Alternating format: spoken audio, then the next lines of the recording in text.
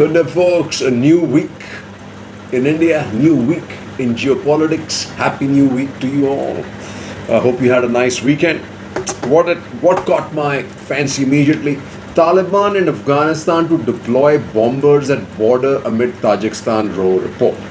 Gunmen killed 2 Taliban, 2 civilians in Afghanistan. So anybody who thought that China is going to have a free run or Pakistan is going to have a free run in Afghanistan or the Taliban is going to have a free run in Afghanistan, not happening. Blast right then. Blast outside Kabul mosque kills 5. Explosion rocks Taliban maiden victory march. Taliban's Zabihullah Mujahid was holding a memorial service at time of attack. ISK role suspected 3 held. Who knows in Pakistan, right? And yesterday, Pakistan soldier killed in North Waziristan attack. Taliban claim IS cell in Kabul destroyed. Now this is going to be with the help of the United States. But hey, what do? Taliban expand government, 38 men, no women. That's a struggle for them. Classified parts of US Taliban Doha deal have India worried. Jay Shankar points out US's Afghanistan tactical compromise vis-a-vis Pakistan may have obviously a possibility. You can tell from the attacks and the information that's being relayed by the United States to nail ISK by Taliban. Taliban hopes to get back in the good books. Pakistan is pushing, China is pushing that for recognition. I doubt that. That's not going to happen in a hurry.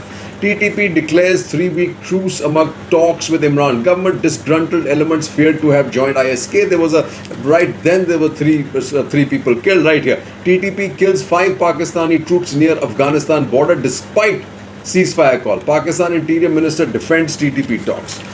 Inclusive Taliban government doubtful, says China agency. I guess only dim-witted people would think that it was ever going to be possible. Now this is interesting. The Gandhian in the West, the Badshah Khan. Now here's the thing, right? Badshah Khan was a Gandhian. This is India's possible inroad into that area to dislodge or create discomfort for Pakistan. And we should play on it, take ownership of Badshah Khan, right? But while Pakistan is kind of squeezing to try and even get $1 million there, right? What do we India have? India, UAE chalk out roadmap for investment. Aussie India FTA must be win-win for both. UAE to invest 75 billion in India. Partner on clean energy, Goyal at Dubai Export, right? And why would they do this? Is because what the MD Alstom India and South Asia says. India can be export hub of the world. And that is a true fact, folks. True fact. We got a leg up on with the United Kingdom. Government got Covishield shots from India, says UNGA president. Many nations have received India-made jabs. And this is Abdullah Shahid. He's a Maldivian person. So India must continue to try and focus on improving its business environment. And so when these new e-commerce rules are coming out, we have to be very careful. Australia red flags draft e-commerce rules will raise trade barriers, and that they probably will, folks. So if you want to ride this high wave that we are on, we got to make sure that domestically our economy, our rules are globally acceptable, and there is peace, and we are building ourselves up. Cheers. Now, not only my favorite topic or my favorite pet peeve, but now the world's pet peeve, India's pet peeve. You got it, China. What do we have here? Increase in PLA border troops are concerned, says General. 13th round of military talks likely next week. Well, I'm going to be sitting here growing white hair and probably be dead and gone, and these talks will continue. But India is deploying. Vajra deployed along LAC. The army has deployed the K9 Vajra 155mm howitzer regiment along the LAC. Intent is getting very clear. China continues to cut its own feet. China tightens political control of internet giants. But is there a method in their madness? Somebody suggests maybe they're trying to move away from this app economy to actually the hardware. But I think they're climbing a steep mountain as far as that is concerned. But here do we have, it is centenary year. The Communist Party of China's revisionist history, says Manoj Keval Ramani. He says the reality, however, is far messier, and to say that these stories embellish the past is a gross understatement. But the goal is not to provide factually accurate accounts. The objective is to frame a unitary view of the past while building linkages to the present, which they are finding extremely difficult to do. In essence, for the party, history serves many purposes. It is tool to glorify, vilify, and mobilize when needed, an instrument to reinforce the inevitability of its rise. And I think this is beginning to hurt them, right?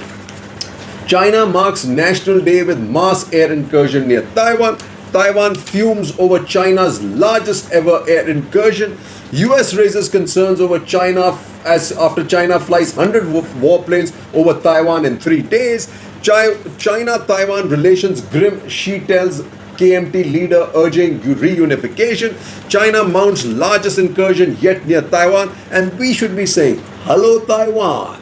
New Delhi should boost ties with Taipei not just because of Chinese threat. There are other benefits. It is in a clear threat to peace and stability in the Indo-Pacific. China sent more than 100 warplanes. So what? But after the Galwan Valley clash last year and repeated Chinese intrusions across the LAC, India should review its strict adherence to the One China policy. Boosting ties with China also has standalone benefits. It is a semiconductor powerhouse, and reportedly bilateral talks are underway to bring cheap manufacturing, a key strategic sector, to India. Absolutely, folks. And then there was this something written by Chung Chen, the Taiwan model. It had success on COVID-19. It needs to be part of WHO mechanism. So besides chip, we need to be working together on viruses that are being generated out of China, folks. Cheers. So Taiwan is a thorn in China's side, and rightly so, as Harsh V. Pant, right? And it is a critical component of our encircle the circle policy. Tsai Ing, one of the reasons was Tsai Ing-wen returns. The second was Trump backs Taipei, and not only Trump now, it's almost all across the board, whether it's Trump, Biden, or the entire administration. Good ties with India. This should get better, and it will get better, as I'll read out to you later. Taiwan reliance on US feeds complacency, and this is where the Taiwanese have to be careful. And what do we have here? We have here from Tibetan resistance, to Tibetan resistance to tensions, China's obstacles in Tibet. That's the 2 T's, like I said, are very critical for India's encircling the encirclement of China, right? Tibet and Taiwan. They will more than counter what you have in Nepal or what they have in Sri Lanka. Sri Lanka is actually taken care of by Maldives, by Mauritius, by Madagascar, and the Andaman and Nicobar Islands.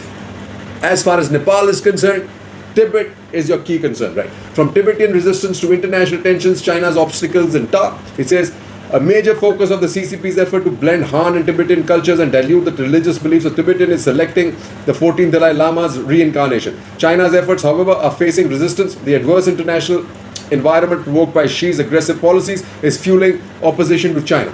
Chinese nervousness about the situation in Tibet has been especially noticeable during this period of enhanced military tensions between India and China. Central and TAR propaganda, public security, and United Front teams have been visiting counties opposite Arunachal Pradesh. All stress the need for loyalty to the party and strengthening border defense. Meanwhile, confrontation is growing between the United States and China. The US Navy has increased activities in the South China Sea and Taiwan Strait, as have British, French, and German warships after the Quad. Globally, the anti-China sentiment is high because of COVID-19. The US Congress passed the Tibet Policy Act 2020, which specifically opposes any effort by Chinese authorities to identify, select, and install Tibetan Buddhist religious leaders, including any future Dalai Lama, in a manner inconsistent with the Tibetan Buddhist faith and community. India's location is critical in the context of Tibet. India's public opinion, traditionally partial to the Tibetan cause, is now negative on China due to China's military buildup and intrusion in Ladakh since 2020. Prime Minister Narendra Modi's birthday greetings to Dalai Lama were published this year, as were US Secretary of State Anthony Blinken's meeting in Delhi with Godup Dongchung, head of the Dalai Lama Bureau, and Jishi Dorji Damdol, director of the Tibetan House. India's public opinion also has begun to question India's recognition of Tibet as part of China, and that's very critical. Left netas in attendance, China envoyed talks of Thai, Sun. So basically, India's Trojan horse is the left. When the Congress is in power, and even now. Blinken meeting with Dalai aide irks China, and about time. India must resist China's Tibet plan, which is to essentially they should work with the United States to ensure that China does not elect the person to succeed the Dalai Lama. The roots of US-China rivalry are very similar and very important to us. The theaters of conflict include trade, geopolitics, technology, climate, and political values. US plans to talk to China on shortfalls in 2020 trade deal, and the way it's being put out there by the New York Times is this is an aggressive stand because there's no backing down to what Trump did, right? What do you have here? US briefs. The socialists, and this is some of the briefs earlier, the socialists and Democrats, the second largest grouping in the EU Parliament, issued a statement on Tuesday making clear that China would have to lift sanctions on European lawmakers before it would consider any talks on the investment deal. The deal is more or less dead, folks. More or less dead. So as our foreign policy tries to expand its horizon, and that's the only way, in a sense, when we use other people's legs, are we going to be able to counter this threat that we are facing on our eastern border. More and more the old-time analysts continue to try and again constrain our thought process to whether it's non-alignment, whether it's Lokis, internal domestic politics, all true. And versus neighbors, we continue to harp about our neighbors and about how they should be given primacy of place, and as if they are the biggest strategic threats to us. They're not. You got to let them be. The whole problem all these years has been this overbearing arch of India, and the fact that the domestic politics made us into the bad boys, whether it was Sri Lanka, Bangladesh or Nepal.